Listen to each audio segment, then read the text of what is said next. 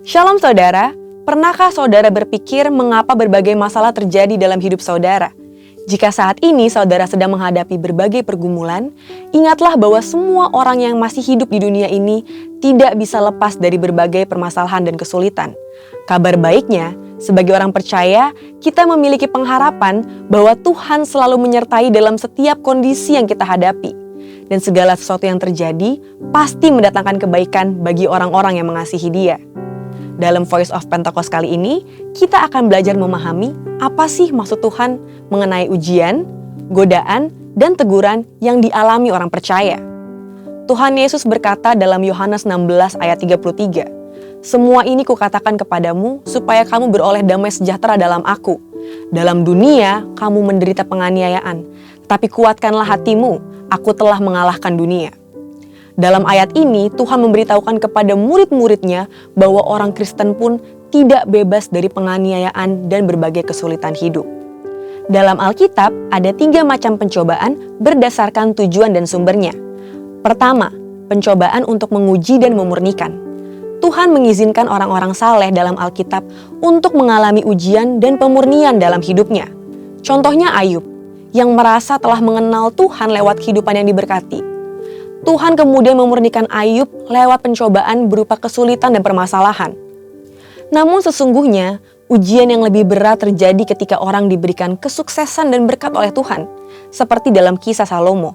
Dalam kondisi diberkati dengan limpah, apakah mata kita tetap tertuju kepada Sang Pemberi berkat?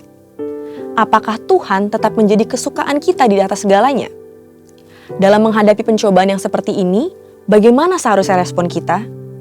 Tuhan mau kita tetap mengucap syukur dan menaruh pengharapan kepada Tuhan. Ucapan syukur ini lahir dari hati yang melekat kepada Tuhan dan percaya bahwa pengharapan tidak mengecewakan. Kedua, pencobaan untuk menggoda manusia keluar dari hukum Tuhan. Yakobus 1 ayat 14 berkata, "Tetapi tiap-tiap orang dicobai oleh keinginannya sendiri karena ia diseret dan dipikat olehnya." Selain itu, pencobaan seperti ini juga dapat berasal dari iblis, seperti yang dialami Tuhan Yesus di padang gurun. Saudara, ada hukum alam dan hukum ilahi yang Tuhan sudah berikan untuk kehidupan kita. Contohnya, jika seseorang banyak mengkonsumsi makanan berkolesterol tinggi, memiliki potensi terkena penyakit jantung koroner.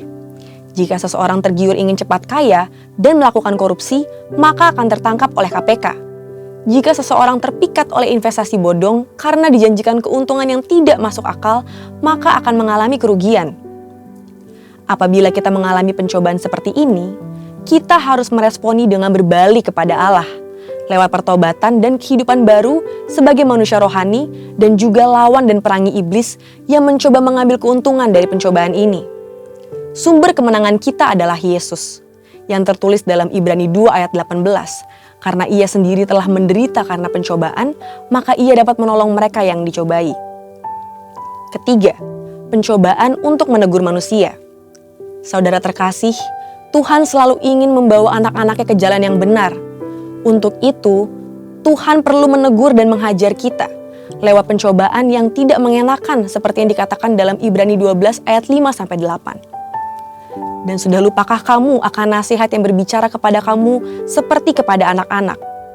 Hai anakku, janganlah anggap enteng didikan Tuhan, dan janganlah putus asa apabila engkau diperingatkannya. Karena Tuhan menghajar orang yang dikasihinya, dan ia menyesah orang yang diakuinya sebagai anak. Jika kamu harus menanggung ganjaran, Allah memperlakukan kamu seperti anak. Di manakah terdapat anak yang tidak dihajar oleh ayahnya? Jika kamu harus menanggung ganjaran, Allah memperlakukan kamu seperti anak. Di manakah terdapat anak yang tidak dihajar oleh ayahnya? Tapi jikalau kamu bebas dari ganjaran yang harus diderita oleh setiap orang, maka kamu bukanlah anak, tetapi anak-anak gampang.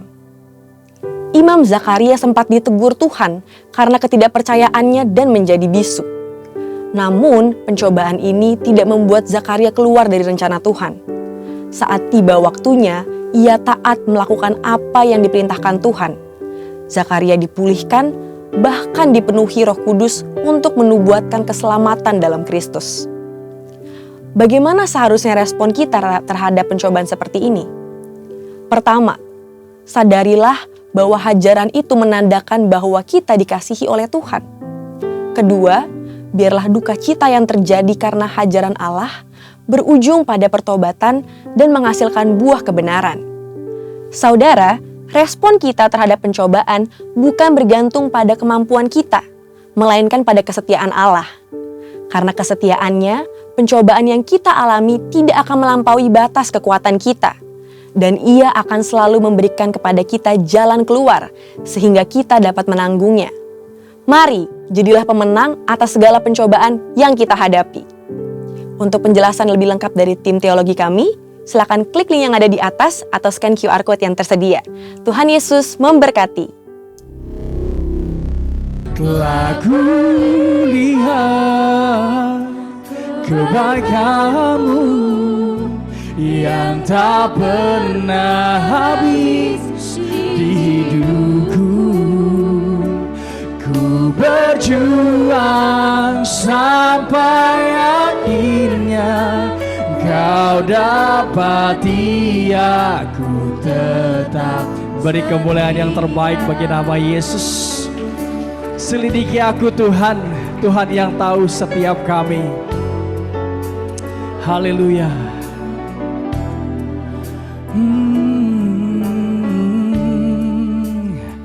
Selidiki aku Yesus, lihat hati, lihat setiap kami di tempat ini Tuhan. Kami mau mengasihi-Mu lebih lagi. Kau yang Maha tahu dan menilai hidupku. Tak ada yang tersembunyi bagimu. Katakan bersama. Telah kulihat kebaikan-Mu yang tak pernah habis di hidupku. Ku berjuang sampai akhirnya Kau dapati aku. Mari kami undang jemaat Tuhan sambil bangkit berdiri bersama. Telah kulihat kebaikan-Mu yang tak pernah habis di hidupku. Ku berjuang sampai akhirnya Kau dapati aku tetap setia. Katakan bersama. Telah kulihat kebaikan-Mu yang tak pernah habis di hidupku. Ku berjuang sampai akhirnya Kau dapati aku tetap setia. Kau dapati aku tetap setia. Kau dapati aku tetap setia. Urya rala ya ralamu ya bakaya rala ya basyana yamu. Kinarala ya marala kana ya rala ya basyana ya masih. Ya rala shanga ya rala shanga lamu. Ya marala ya syamana yamu. Skala la shanga ya rala re. Ya rala shanga ya rala shanga ya rala la la la. Yesus, skala la shanga ya la la ya la. Skala la shanga ya la la ya la la.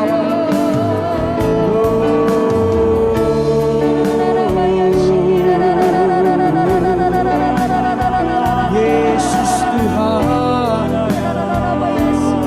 ya Rabba shanga ya Rabba sendiri.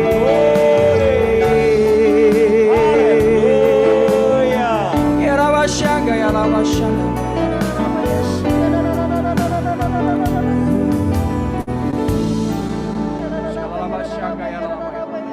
Engkau yang layak menerima segala pujian, hormat, dan pengagungan. Yesus Raja segala Raja, Engkau yang kami sanjung, yang kami puja, yang kami tinggikan di atas segalanya. Yesus Tuhan, Engkau layak dimuliakan. Kami ada di sini untuk memuliakan, mengagungkan, meninggikan, memasyurkan nama-Mu yang kudus. Kuduskan setiap kami semuanya. Layakkan untuk kami ada di hadirat-Mu yang kudus dan di dalam pengurapan Roh Allah, untuk kami boleh mendengar isi hati-Mu. Urapi semua kami yang hadir, yang mendengar. Urapi hamba-Mu yang Engkau pakai berbicara, menyampaikan firman-Mu. Roh Kudus, Engkau berdaulat, berkuasa, berkarya. Di mana ada Roh Allah, di situ ada kemerdekaan terjadi atas kami, sehingga kami penuh damai, sejahtera, sukacita ilahi. Berfirmanlah ya Tuhan, kami mendengar untuk hidup di dalamnya dan berbuah di dalam firman-Mu. Di dalam nama Tuhan Yesus. Haleluya. Katakan amin. Berikan kemuliaan bagi Yesus. Haleluya. Glory. Ya, silakan duduk Bapak Ibu. Shalom semuanya. Terima kasih buat worship leader, singer, Pak Rufus, pemusik. Terima kasih buat Pak Albert yang sudah mengundang dan para hamba Tuhan, pemimpin di tempat ini. Salam jumpa kembali saudara. Di 2022, saudara, kita sedang berpengharapan suatu peralihan yang sangat luar biasa karena melewati masa yang goncangnya juga luar biasa. Ya, saya tidak perlu menguraikannya, masing-masing sudah mengerti, mengalami, dan mungkin bisa lebih canggih menjelaskan dari saya, di mana COVID yang sampai hari ini juga belum tuntas, saudara. Ya, yang kemudian juga muncul cacar monyet ya. Semua itu, saudara, di luar dugaan kita dan di luar kendali kita, tapi di Alkitab sudah dikasih tahu secara general bahwa menjelang kedatangan Tuhan yang kedua kali, dunia akan semakin sukar. Sehingga kita harus melihat dan mengenakan pengertian yang benar dari Tuhan terhadap kenyataan buruk yang dilihat secara manusia, yang ditakuti oleh manusia, tapi di dalam Tuhan kita punya kemenangan. Amin, saudara. Ada misteri-misteri yang tidak kita mengerti secara spesifik, di luar kemampuan kita. Tapi apa yang perlu saudara dan saya mengerti dari Tuhan untuk menjadi berkemenangan dan naik lebih tinggi bersama Tuhan, pengertian itu yang perlu kita terima. Menghadapi goncangan yang sedang terjadi. Saudara, hari ini ya, pidatonya presiden itu ya, ada beberapa pokok yang krusial. Pertama, krisis energi. Saya nggak tahu di Amerika sekarang berapa harga bensin ya. Kalau dirupiahkan ke kita sekarang kalau nggak salah bisa 100 ribuan per liter kalau nggak salah. Ya, angka dolar yang ada, saya nggak tahu persisnya ya. Tapi angka itu udah nggak masuk akal gitu. Ya, di tempat lain ya. Dengan peperangannya Rusia dan Ukraina ada yang tersumbat, gandum nggak bisa beredar, sumber gas nggak bisa beredar. Ya, beberapa negara udah mulai krisis energi, bahkan Sri Lanka udah nggak mampu membiayai ya untuk pergerakan roda ekonomi. Jokowi katakan ada 60 negara yang dalam potensi untuk ambruk ke depannya, dan yang 15-nya itu udah dalam kondisi yang sangat tinggi. Nah, berita-berita seperti itu tentu nggak enak didengar telinga, apalagi orang yang ada di dalamnya, saudara. Yang setuju katakan amin. Kita nggak akan berkata, hore, kesukaran datang, Yesus segera datang. Nggak juga kayak gitu kali ya. Yang kita mau katakan adalah bahwa di tengah goncangan, di tengah kegelapan, ada Tuhan yang adalah terang dan kemenangan kita. Nah, di dalam Yesaya 60, ini belum khotbahnya Saudara. Nanti saya akan buka dari kitab Ibrani 12 ya, ayat 26 sampai 28, nanti tolong siapkan. Tema yang saya ingin sampaikan adalah tak tergoncangkan di tengah perubahan besar. Kata perubahan besar itu penghalusan dari kekacauan yang makin parah begitu. Ya, perubahan besar ini bukan soal jadi makin baik, makin luar biasa. Ya, untuk hal tertentu secara rohani kita akan melihat itu makin baik. Tapi kalau bicara secara ekonomi, kita belum dengar bangsa yang pulih bangkit sejak kena COVID. Belum dengar. Tapi Indonesia adalah salah satu yang diunggulkan sebagai yang tangguh, yang tahan. Betul nggak? Saudara dengar itu nggak, Saudara? Dapat pujian ya. Awalnya Jokowi diejek, Saudara. Awalnya banget ya. Memang ada sesuatu yang telat langkah, telat antisipasi. Tapi ketika berjalannya waktu dan keputusan-keputusannya hasil daripada anak-anak Tuhan yang mendoakan, Saudara. Kita melihat tangan Tuhan melindungi Indonesia. Nah, ini menjadi sebuah kenyataan yang harus kita lihat dari cara pandang yang sesuai pikirannya Kristus. Jadi tema yang saya ingin sharing pagi hari ini adalah tak tergoncangkan di tengah perubahan yang besar. Ibrani 12 ya, ayat 26 sampai 28 ya. Nah, saya akan bacakan Saudara. Di dalam ayat 26 dikatakan, waktu itu suaranya menggoncangkan bumi, tetapi sekarang ia memberikan janji, satu kali lagi aku akan menggoncangkan bukan hanya bumi saja, melainkan langit juga. Ungkapan satu kali lagi menunjuk kepada perubahan pada apa yang dapat digoncangkan. Jadi sudah ditarget oleh Tuhan. Satu kali lagi, bukan cuma bumi.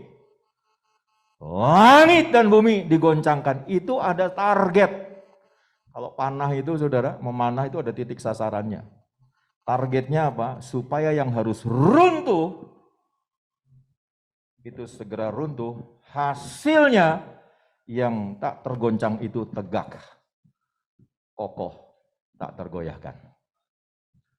Tangkap dulu ini inti pesannya. Jadi memang Tuhan sudah punya rencana jauh-jauh hari. Dan ini ditulis di kitab Hagai, Saudara, jauh-jauh hari sebelum Yesusnya lahir, Saudara. Jadi ada sekitar 2.500 tahunan yang lalu begitu. Sudah dikatakan apa yang akan terjadi hari ini. Karena itu Allah yang sudah menubuatkan bukan Allah yang kaget, bingung, gagap melihat keadaan yang buruk dan chaos di dalam pandangan mata manusia. No, Saudara. Dia Allah yang sangat tenang. Sangat mengendalikan, penuh kuasa. Nangkap nggak yang saya ngomong?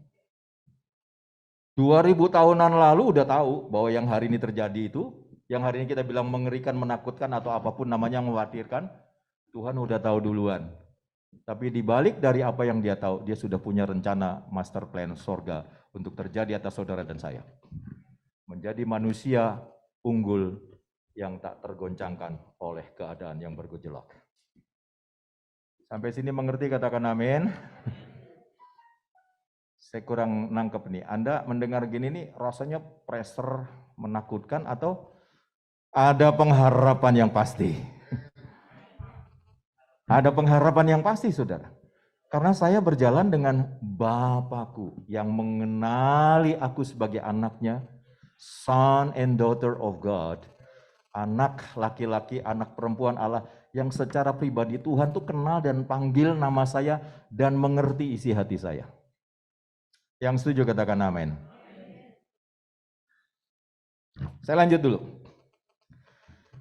Ungkapan satu kali lagi menunjuk kepada perubahan pada apa yang dapat digoncangkan. Tuhan jauh-jauh hari udah tahu bahwa orang yang ikut Yesus, yang sudah menerima keselamatan oleh anugerah, Tuhan udah tahu enggak semuanya, enggak setiap yang sudah ketemu Yesus diselamatkan Tuhan itu berjalan dalam kesetiaan dan total komitmen.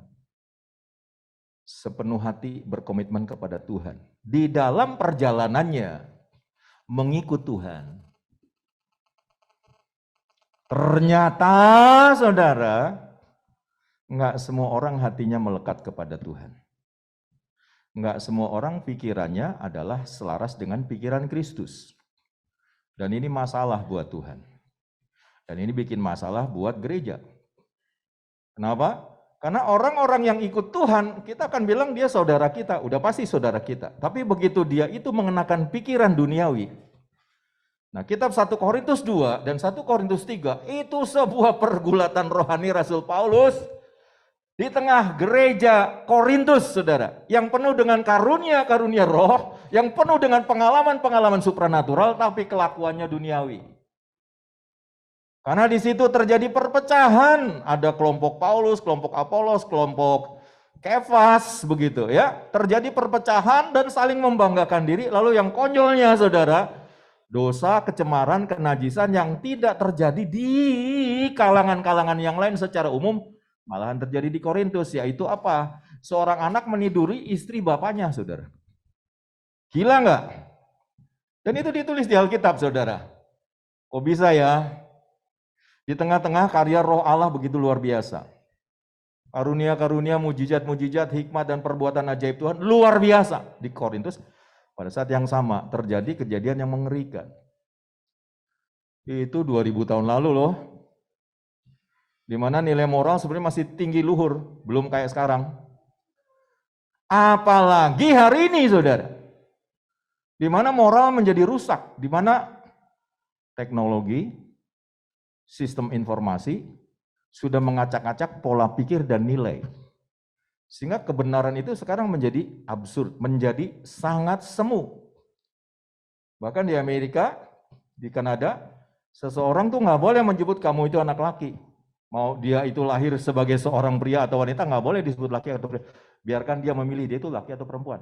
Lupakan dengan biologis dia itu lahir seperti laki, lahir dengan identitas perempuan. No, biarkan dia. Kurang ajar nggak?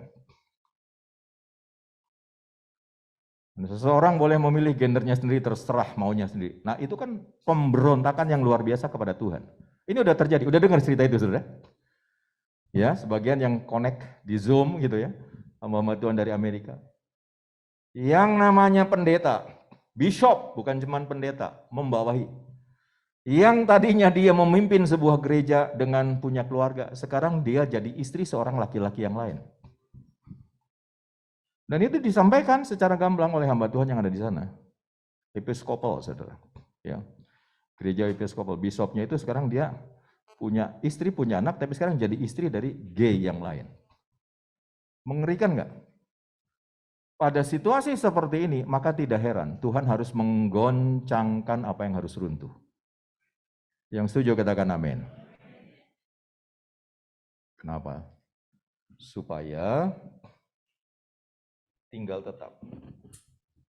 Supaya tegak tak tergoyahkan. Apa yang Tuhan ingin dapati, yang teruji dan layak untuk dibawa masuk ke dalam kemuliaan Tuhan. Jadi saudara dan saya, semua kita di sini, semua saudara kita yang ada di luar sana, yang mengaku Yesus, sebetulnya desainnya Tuhan, destininya Tuhan, saudara dan saya dipermuliakan. Ada amin nggak ya? Kayaknya aminnya belum mengakar ini. Saudara dan saya didestinikan, dipermuliakan oleh Tuhan. Ya, kita berikan kemuliaan buat Tuhan, saudara. Nah, inilah yang dari awalnya. Niat hati Tuhan. Niat cita-cita pikiran Tuhan. Waktu dia menciptakan manusia. Ya, waktu itu Adam dan Hawanya belum jadi. Waktu Tuhan menciptakan manusia itu dimulai dari hati, dari pikiran, kalau pakai bahasa kita dari mimpinya Tuhan. Pribadi manusia itu adalah rupa dan gambar Allah dalam kemuliaan. Di Alkitab nggak ditulis, di kitab Kejadiannya. Tapi ternyata esensi dan identitas kata rupa dan gambar Allah itu ya ilahi dalam keilahian yang kekal. Itu kemuliaan. Yang setuju katakan amin. Makanya Alkitab berkata semua orang telah berdosa dan telah kehilangan kemuliaan Allah. Karena apa? Karena iblis telah merampok, mencuri sehingga itu dirampas dari manusia, dipertukarkan dengan kemuliaan produk bumi. Jadi esensinya hari ini saudara, esensinya adalah iblis sedang merampok manusia supaya tidak memiliki kemuliaan Allah dan tidak layak dipermuliakan dengan Allah apapun jabatan, pangkat, kekayaan, dan segala reputasi. Yang penting lu nggak punya kemuliaan Allah karena kamu nggak akan qualified ada bersama Tuhan. Kenapa? Karena hanya yang mulia, yang setara, yang seiras, seharmonisasi yang akan ada bersama Tuhan dalam kekekalan. Karena dia Allah yang mulia, di luar itu Tuhan tidak akan membiarkan disharmoni merusak harmoni surga. Sampai sini nangkep nggak saudara? Pernah tahu yang namanya dirigen ketika orkestra di situ ada banyak alat musik? Ya kan? Kalau di Indonesia siapa ya? ADMS ya, yang punya orkestra ya. Semua yang ada di dalam jajaran, mau biolanya, mau gitarnya, apapun lah, saya bukan pemusik, ada berapa puluh, tidak boleh ada satu nada yang beda sendiri. Kalau beda sendiri keluar. Setuju saudara? Bahkan yang ecek-ecek pun nadanya udah diatur itu. Yang bunyi ting gitu itu nadanya apa udah ada aturannya itu. Nggak sembarang ngambil di pinggir jalan pokoknya suka-suka gue gitu. Enggak saudara, apa di dalamnya? Harmoni. Nah, harmoni itu adalah sifatnya Tuhan sendiri. Ya. Harmoni itu berbicara tentang kebenaran, kekudusan, kasih, keadilan. Itu nggak bisa tabrakan, saudara. Yang setuju katakan amin. Ya, kita berikan kemuliaan buat Tuhan. Nah, ini yang disusup-susupkan oleh iblis lewat apapun yang dia bisa pakai untuk mengkamuflase manusia. Jadi sebagaimana ketika pertama kali, ini saya belum kupas tapi udah kesini, udah nggak apa-apa. Terima aja ya saudara. Saya sedang berdoa ya dari kemarin, dari hari yang lalu, supaya apa yang Tuhan ingin sampaikan kepada saudara, itu yang saudara dengarkan hari ini. Jadi yang sedang Tuhan katakan, Anda sedang dibawa masuk ke dalam harmoni sorga.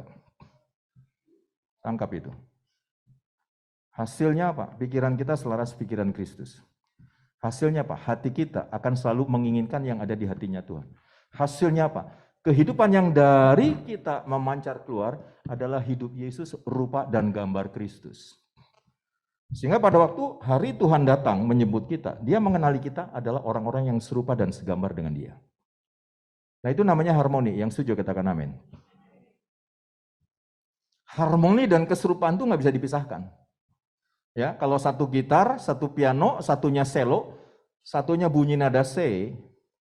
Nada C ya, nada dasar ya. Gitar, maka piano harus nada C. Harus sama, saudara. Mau diapain juga harus C. Cello juga harus C. Biola juga harus C. Nah, itu namanya harmoni, punya kesamaan. Serupa, segambar dengan Allah itu namanya harmoni dengan Allah. Katakan harmoni. Nah, inilah yang digoncangkan semua unsur yang tidak ilahi, semua unsur yang tidak sesuai, partitur namanya. Tahu partitur, saudara? Sebuah lagu yang dinyanyikan oleh semua pemain musiknya ya, dengan not balok yang sama, konotasi, ketukan, dan semua simbol. Sehingga semua tahu kapan tambur dipukul, jeder gitu, nggak suka-suka sendiri. Kapan itu simbol jazz gitu dibunyikan, itu ada partiturnya. Namanya harmoni, semua yang hadir itu ngikutin buku partitur. Jadi waktu dirigennya memainkan di halaman 1, semua buka halaman 1. Ketika dirinya udah di halaman 3, semua ada di halaman 3. Ketika di halaman 4 bunyi, ceng, harus bunyi. Dia bunyi, walaupun dari tadi diam saja, begitu. Walaupun dari tadi dia seolah-olah nggak tahu apa-apa, tapi di momen itu, begitu tuh, ces, gitu. Nah, itu namanya harmoni. Yang setuju katakan amin. Hubungannya apa Pak dengan kita? Hubungannya dengan kita adalah we welcome Holy Spirit untuk berkarya dalam keleluasaan atas hati dan pikiranku. Jadi supaya Roh Kudus punya arena yang dia itu leluasa berkarya, maka mesti dijebol, mesti dibongkar, mesti diruntuhkan setiap yang sudah terbangun yang bukan dari desainnya Tuhan. Sampai sini yang mengerti katakan amin. Oh bisa Pak, yang bukan dari desainnya Tuhan? Sangat bisa, saudara. Why? Karena kita adalah manusia yang terdiri atas pribadi roh, jiwa, dan tubuh. Beda dengan hewan. Hewan nggak punya roh, saudara. Ya, makanya nggak bisa nyembah Tuhan. Mau disebutin apa aja tentang Tuhan, dia nggak akan pernah bisa respon, saudara. Setuju nggak? Nggak ada rohnya. Ketika saya berjumpa dengan Tuhan, mengenal keselamatan anugerah yang sempurna oleh penebusan di kayu salib, maka pada hari itu Alkitab berkata, ketika aku mengundang Yesus masuk ke dalam hatiku, pada saat yang sama aku lahir baru. Jadi anak Allah. Dan aku adalah ciptaan baru. Yang lama sudah berlalu, yang baru sudah datang. Yang lama itu apa? The spirit of this world. Roh duniawi yang kita warisi dari Adam, Hawa, dan semua keturunan nenek moyang kita yang melahirkan pikiran dunia. Sampai sini yang ngerti katakan amin. Aslinya semua kita adalah memusuhi kebenaran Tuhan. Dan Alkitab menuliskan itu di dalam kitab Kolose 1, yang ternyata dari pikiran dan hatimu yang memusuhi Allah, yaitu yang memberontak kepada firman. Kolose 1 berkata seperti itu.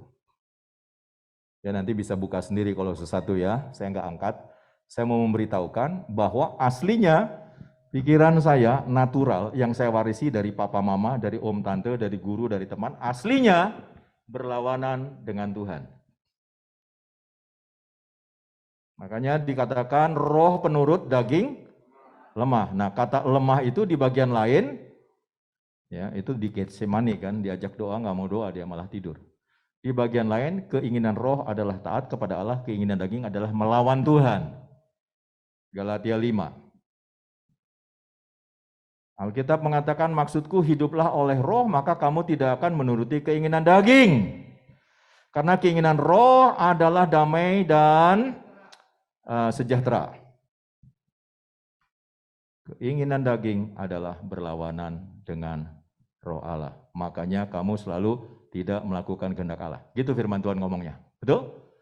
Inilah tempat tumpuan, inilah tempat landasan di mana bangunan yang dibuat oleh musuhnya Tuhan dimasukkan dalam pikiran manusiawi kita. Sampai sini bisa mengerti, katakan amin. Kapan Pak dibangun? Waktu kita belum lahir baru. Waktu kita belum kenal Tuhan. Nah inilah yang ketika kita sudah ikut Tuhan Yesus, ketika sudah mengenal keselamatan, ketika kita sudah berjalan bersama Tuhan, belum semua langsung terbongkar habis. Sambil saya ikut Tuhan, sambil saya belajar firman, sambil saya bergaul semakin dalam keintiman, sambil Roh Kudus menyorot, menyingkap, membuka, menunjuk bagian-bagian lama yang sudah tertanam, yang masuk ke dalam alam bawah sadar. Saudara mengerti bahwa kita itu punya pikiran alam sadar dan punya pikiran alam bawah sadar. Saudara mengerti itu? Contohnya apa? Kita lakukan sesuatu, aduh kenapa saya begitu ya? Padahal maksudnya nggak gitu. Kok refleks aja begitu? apa namanya refleks, tanpa komando dari pikiran kita, tiba-tiba keluar aja perilaku tertentu. Tiba-tiba marah aja dengan marah yang kok nakutin gitu. Atau tiba-tiba keluar aja kata-kata kok melukai perasaan orang. Saya nggak maksud loh seperti itu, tapi kenapa begitu? Udah masuk dalam alam bawah sadar.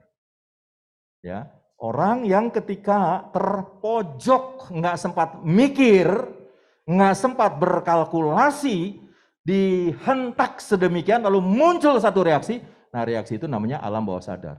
Keluar aja begitu. Ada di mana? Ada di dalam pikiran yang lebih bawah yang mengendalikan program. Dan ahli psikologi mengatakan perbandingan kekuatan, perbandingan power alam bawah sadar dengan alam bawah sadar 90% banding 10%. Jadi kekuatan di dalam alam bawah sadar itu akan bergerak dan menggerakkan kita. Kekuatannya 90% banding 10% dari alam sadar. Yang nangkep, katakan amin. Makanya banyak kali kita lakukan hal-hal, aduh saya nggak maksud begitu, tapi kenapa begitu? Ya alam bawah sadarnya belum dalam kendali Roh Kudus, belum dalam revisi menjadi program yang baru. Sampai sejauh ini bisa mengerti, katakan amin. Inilah tempat pijakan, inilah area di mana roh jahat bisa menginfiltrasi, memasukkan ide-ide sehingga kita pikir ini sukanya Tuhan. Kita pikir ini Tuhan bikin jadi senang berterima kasih. Ternyata Tuhan marah. Contoh, ini di Alkitab. Waktu Petrus menjawab sebuah pertanyaan yang tidak bisa dijawab oleh orang banyak. Tuhan pernah berkata begini, menurut kata orang, siapa anak manusia? Yang lain bilang, wah ini mungkin Elia yang bangkit. Elia datang kembali. Oh mungkin ini Yohanes Pembaptis bangkit kembali. Oh mungkin salah satu nabi. Itu dikatakan begitu Lukas 9. Dan itu juga pendapatnya Herodes. Dibalikin, tapi menurut kalian siapa? Petrus bilang, engkau Mesias, anak Allah yang hidup. Engkau Mesias, anak Allah yang hidup. Berarti Petrus melihat keilahian Yesus, Allah yang hidup, engkau anak Allah. Dan engkaulah keselamatan. Dan itu sudah dibuatkan di kitab Daniel, di kitab Yesaya. Yang tidak bisa diterima oleh orang-orang Yahudi pada waktu itu, para teolog waktu itu, para ahli Taurat, tidak bisa terima. Ya. Bahkan mengatakan Yesus menghujat mengaku diri sebagai anak Allah. Tapi Petrus dalam kemantapan yang penuh keluar perkataan, engkau Mesias. Dipuji dong sama Tuhan. Bukan manusia yang mengatakan itu, karena itu bukan pengetahuan yang bisa dimengerti manusia, tapi Bapakku yang mengatakan. Tapi nggak berapa lama ketika Yesus berkata anak manusia akan disalibkan, Yesus bilang apa? Jangan itu terjadi.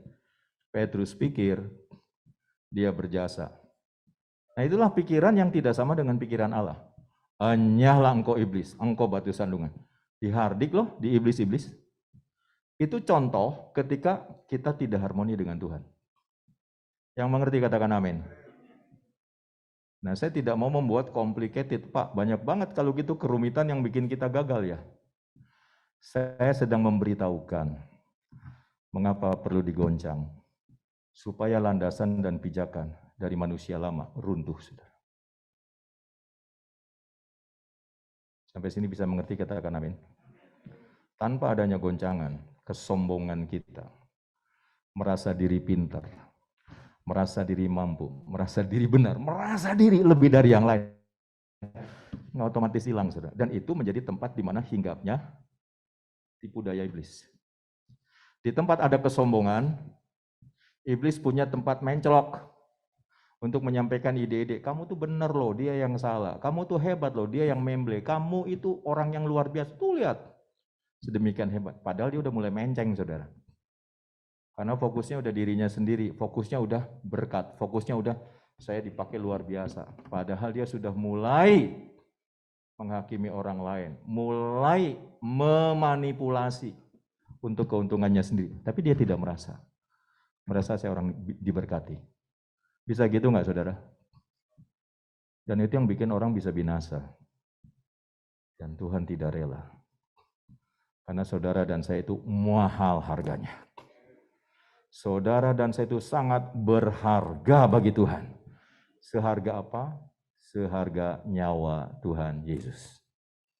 Seharga hidup yang dikorbankan di kayu salib. Makanya Tuhan tidak ingin, jangan sampai ada satupun yang terhilang. Jangan satupun ada yang disqualified gara-gara membiarkan pikiran manusiawi, program alam bawah sadar yang sudah tercetak di masa lalu dan masih aktif ambil bagian, ambil peranan dalam kehidupanku sekarang berjalan bersama Tuhan, itu membuat aku menyimpang tanpa saya sadar itu sebuah kesalahan. Tuhan gak mau. Maka Tuhan mau hancurkan semua yang bakal mensabotase, menggagalkan, mengaborsi, mendisqualified bahwa engkau dan aku ditakdirkan dipermuliakan bersama Tuhan. Ada amin, saudara? Nah, saya mau menyimpang sedikit, nanti balik lagi ke sini. Kok Bapak dari tadi ngomong bahwa kita ditakdirkan dipermuliakan? Mari kita lihat Kolose pasal 3 ayat 4 ya. Saya ingin buka firman Tuhan. Nanti kita kembali ke Ibrani. Kolose pasal 3.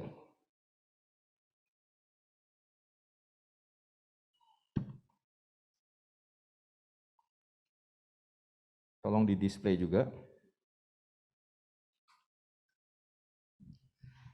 Nah, di dalam ayat 4 dikatakan apabila Kristus yang adalah hidup kita menyatakan diri kelak. Inilah kedatangan Yesus yang kedua kali menjemput gereja.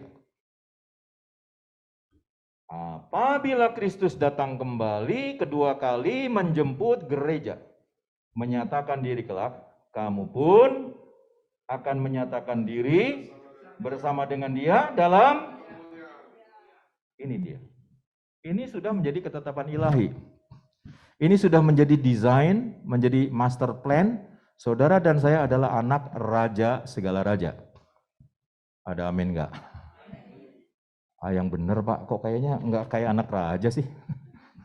Anak raja mestinya dikawal sama polisi atau apa pasukan kerajaan, kok saya enggak.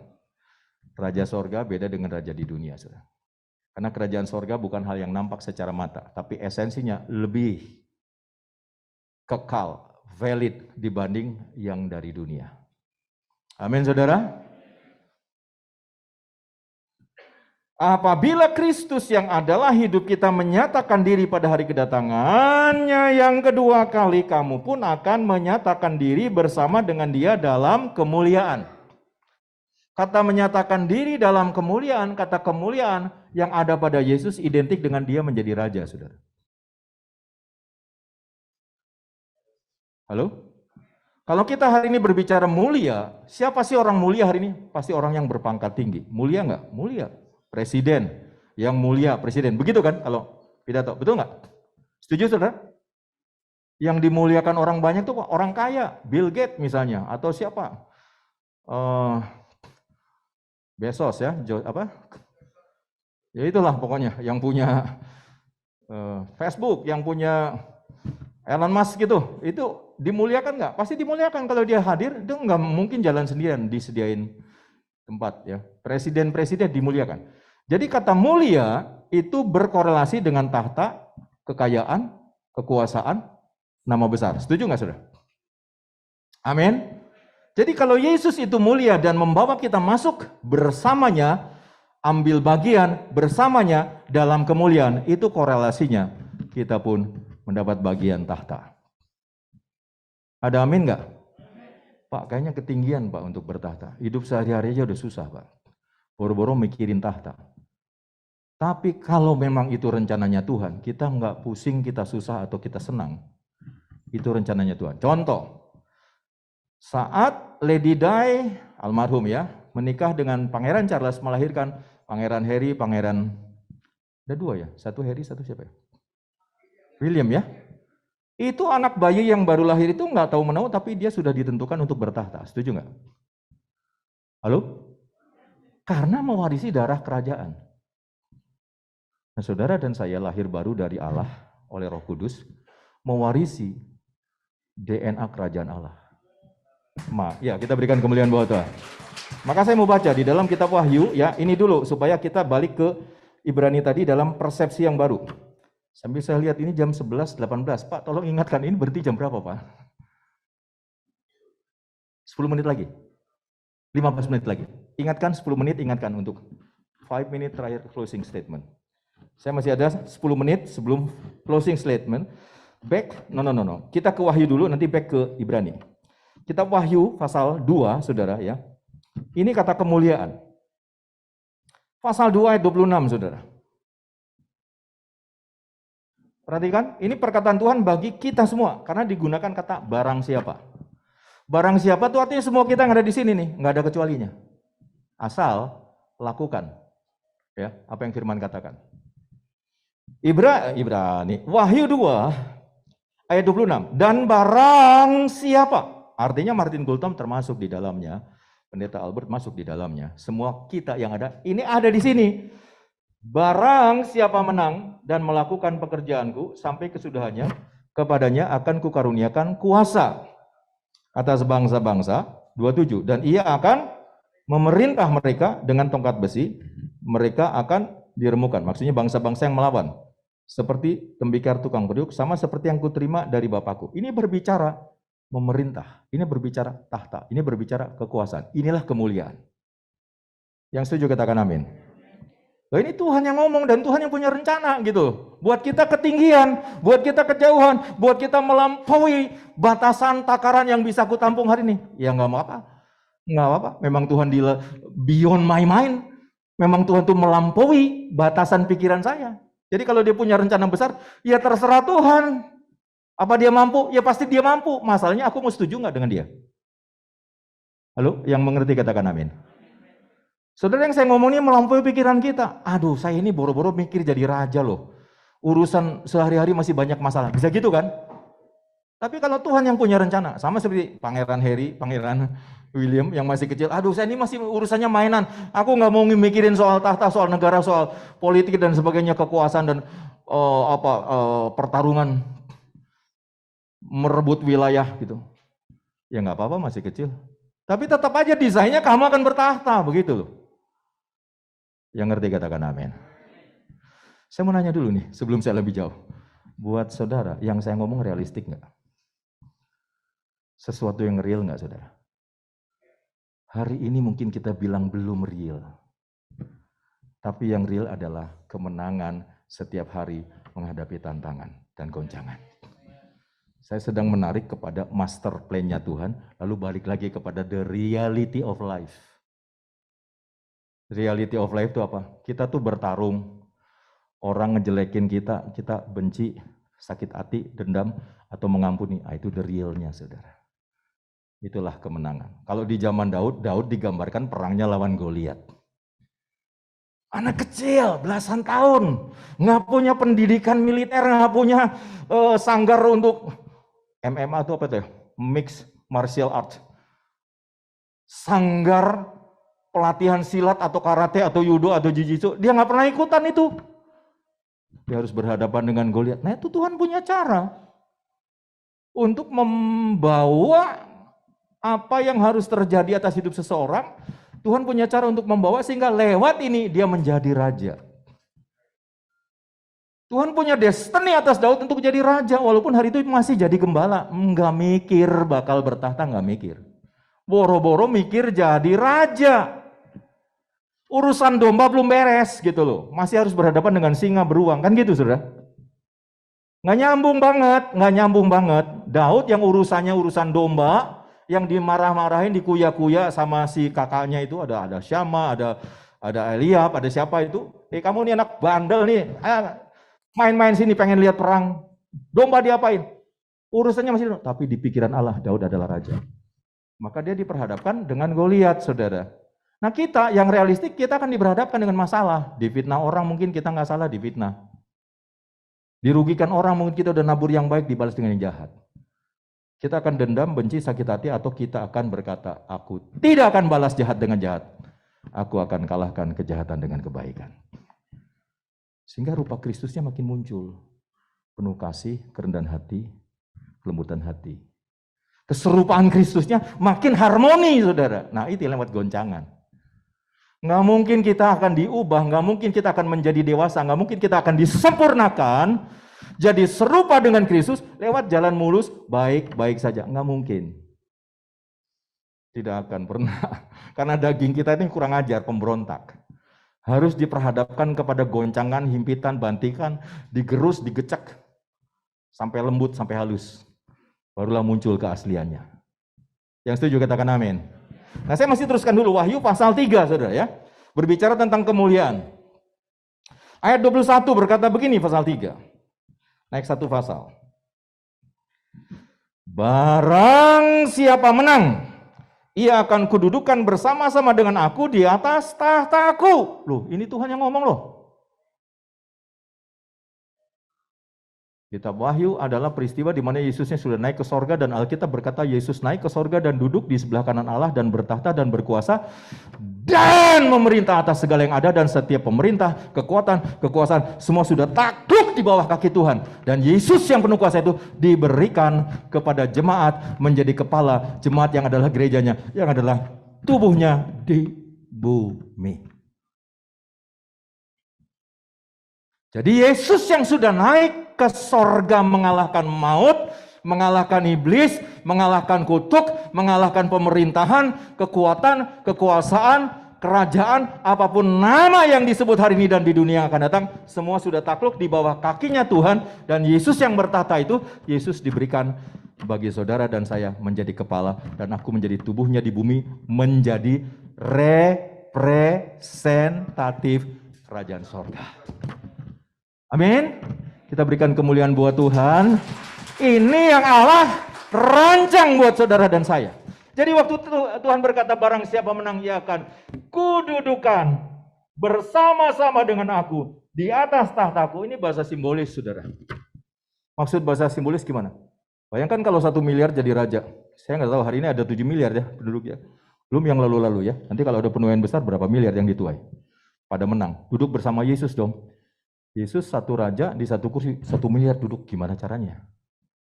Nggak kebayang kan? Satu kursi didudukin 1 miliar orang, berapa besar kursinya? Nggak kebayang kan? Itu maksud saya bahasa simbolik. Tapi bahasa esensinya, bahasa kebenarannya, Yesus yang bertahta, Yesus yang berkuasa, Yesus yang memerintah atas segalanya, duduk di tahta. Ini kualitas tahta ini. Kalau pakai saya bahasa imajinasi, film-film kartun, dari tahta ini keluar satu tahta buat Pak Rufus. Dari tahta Yesus keluar satu tahta buat Pak Albert. Dari tahta keluar buat Bapak, buat Ibu, buat semua yang menang. Jadi semua yang duduk di tahta itu tahta yang keluar dari tahtanya Yesus. Sama dengan duduk bersama Yesus di tahtanya Yesus. Kita berikan kemuliaan buat Tuhan. Untuk tujuan inilah Tuhan izinkan kegoncangan. Yang ngerti katakan amin. Nah, saya mundur dulu ya, baru nanti ujungnya balik lagi, segera balik lagi kepada Ibrani 12 tadi. Efesus pasal 1. Ini di luar senario, saudara. Persiapan saya revisi di tempat ini. Jadi saya mau buka 1 Korintus 3 tentang membangun dengan kualitas emas, perak, batu permata, saudara. Tapi kayaknya udah nggak ada waktu untuk itu, nggak apa-apa. Yang penting Anda tahu, kenapa ada goncang? Karena menghancurkan yang harus hancur, supaya tegak berdiri yang tak tergoncangkan, sehingga kualitas, qualified, dipermuliakan ada pada saudara dan saya. Saya ulang, sekali lagi. Kenapa Tuhan izinkan goncangan? Bahkan Tuhan desain. Kok desain? Emang Tuhan niat? Yes.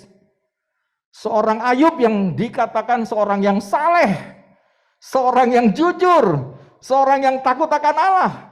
Dia nggak bikin macam-macam, tiba-tiba didesain untuk dihantam oleh iblis, saudara. Tahu ceritanya?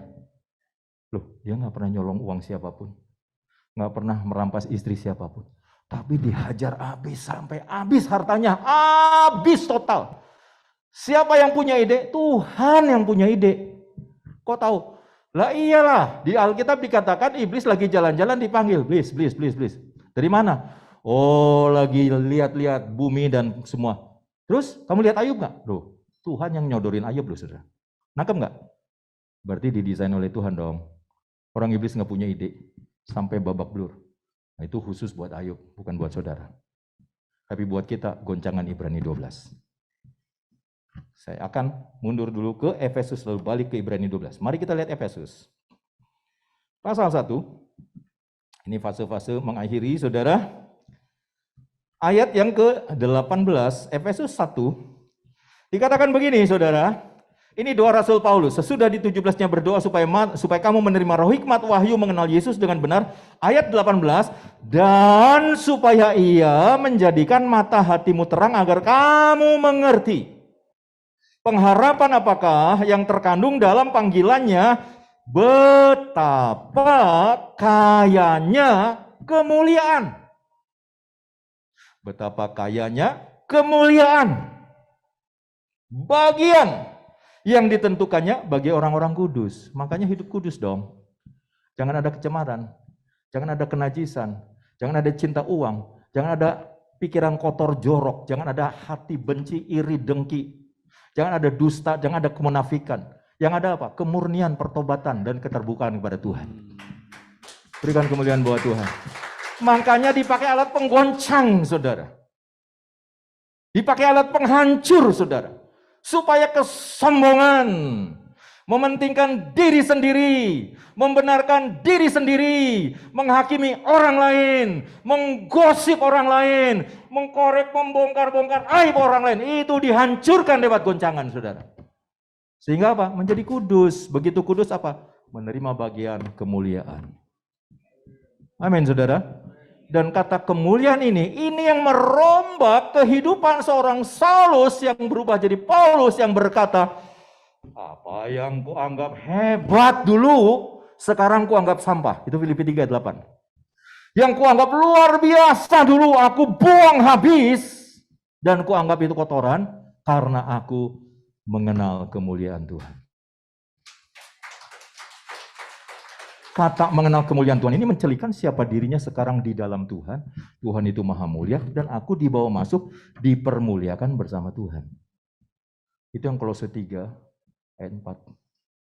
Pada waktu Yesus datang, dia akan mempermuliakan kita. Jadi jangan pertukarkan kemuliaan yang sudah menjadi bagian kita.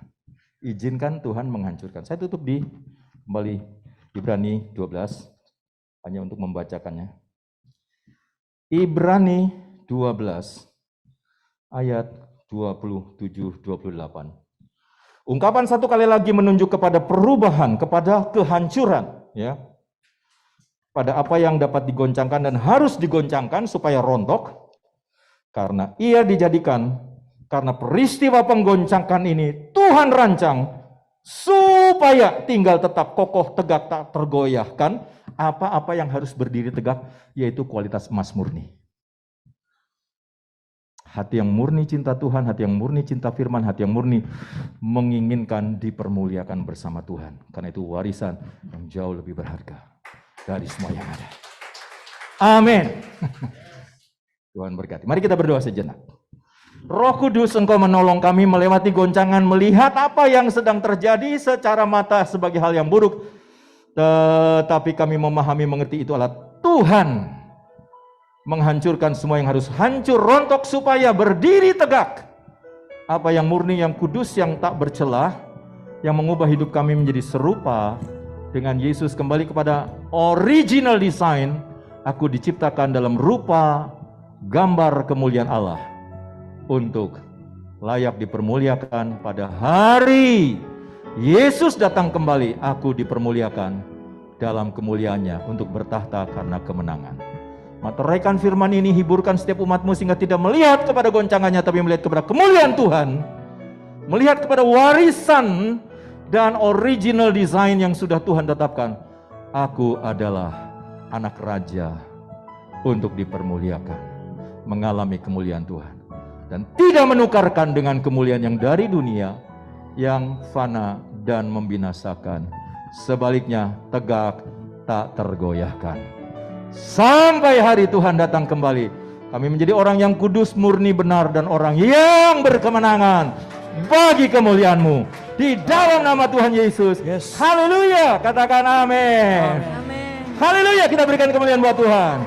Tuhan Yesus memberkati. Puji Tuhan.